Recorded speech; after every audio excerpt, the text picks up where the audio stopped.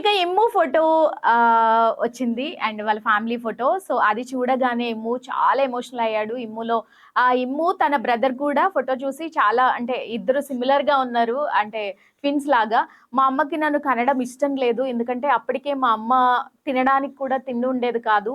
మా ఇంట్లో తినడానికి తిండి లేక మా అమ్మ పొలంలో ఏం చేయాలో తెలియక ఆకలిని ఆపుకోవడానికి మట్టి తినేది అని చెప్పి, మా అన్న నేను చిన్నప్పటి నుంచి కష్టపడ్డాం చాలా.